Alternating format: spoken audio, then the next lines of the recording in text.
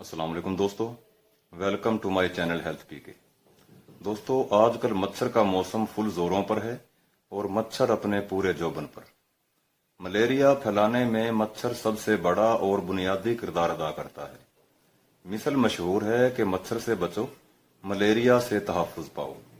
मच्छर के काटने से बचने के लिए घर पर ही तैयार किया जाने वाला बहुत ही सस्ता और आसान तरीके से तैयार होने वाला तेल बनाने का कुलिया भी बताऊंगा, लेकिन इससे पहले हम बात करेंगे मलेरिया पर।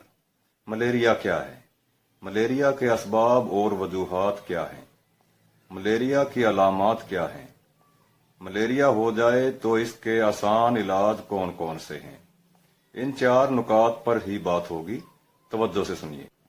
और जिन नए आने वाले दोस्तों ने अभी चैनल सब्सक्राइब नहीं किया, सबसे पहले चैनल सब्सक्राइब कर लें, इसके फौरन बाद घंटी वाला बटन दबाएं और साथ ही जाहिर होने वाली 3 लाइनों में से सबसे ऊपर आल पर क्लिक करें ताकि हमारी हर नई वीडियो फौरन आप तक पहुंच सके। तो आते हैं दोस्तों अपने आज के मौजू की तरफ। मलेरिया एक पैरासाइट की वजह से होता है। इस पैरासाइट का नाम प्लाज्मोडियम है। मलेरिया खतरनाक बीमारियों में से एक है। मलेरिया मच्छर के काटने से लाहक होता है। अगर बरवक्त इलाज ना हो सके तो मलेरिया जानलेवा भी हो सकता है। मच्छर के काटने से मलेरिया फैलाने वाला पैरासाइट खून में शामिल होकर अपनी नस्ल बढ़ाना शुरू कर देता है। खून में शामिल होने के बाद इसका बसेरा जिगर होता है। जिगर में अपनी नस्ल बढ़ाकर पूरा खानदान बनाने के बाद खून में शामिल हो जाता है और खून के सुर्ख खुलियात पर हमला आवर होता है और इन खुलियात को तबाह करना शुरू कर देता है। मलेरिया की असल माँ एक मादा मच्छर है जो मलेरिया का बायस बनती है। बाद अज़ां इसी मच्छरों की माँ की औलाद बेशक मलेरिया का पैरासाइट तो पैदा नहीं करती, लेकिन जब ये ही मच्छर किसी मलेरिया ज़दा इंसान को काटते हैं तो मलेरिया के पैरासाइट इन मच्छरों में भी चले जाते हैं। अब ये ही मच्छर जब किसी दूसरे तंदुरुस्त इंसान को काटेंगे तो मलेरिया के पैरासाइट उस तंदुरुस्त इंसान में मुंतकिल होकर अपना अमल दोहराना शुरू कर देंगे। मलेरिया की बीमारी बराह रास्त एक इंसान से दूसरे इंसान में हवा के जरिए मुंतकिल नहीं हो सकती।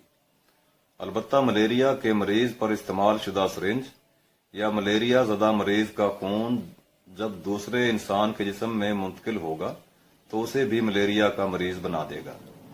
मलेरिया ज़दा हामला औरत के जरिए उसके पेट में परवरिश पाने वाला बच्चा भी मलेरिया से मुतासर हो सकता है। मलेरिया क्या है और इसके असबाब और वजूहात क्या हैं, इन पर बात हो चुकी। मलेरिया की मुख्तसर अलामात बयान करने के बाद हम इसके इलाज पर बात करेंगे।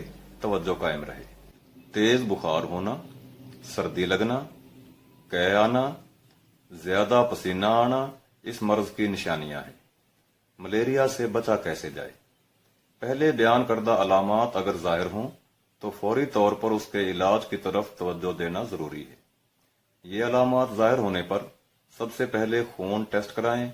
अगर टेस्ट में साबित हो जाए कि मलेरिया है तो फौरन किसी अच्छे डॉक्टर या हकीम से रुजू करें ताकि इब्तदा में ही इस पर आसानी से काबू पाया जा सके, नहीं तो बाद में ज्यादा टेंशन बन सकती है।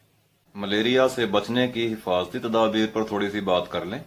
इसके बाद सस्ता तरीन तेल बनाने का फार्मूला बताऊंगा, तवज्जो कायम रखिए। मच्छर के मौसम में अपने आसपास पानी खड़ा ना होने दें। अपना जिस्म अच्छी तरह से ढांप कर रखें।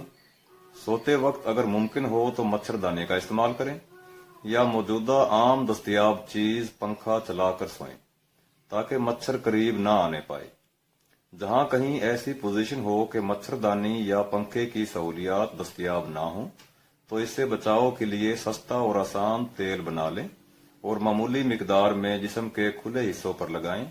मच्छर करीब नहीं आएगा।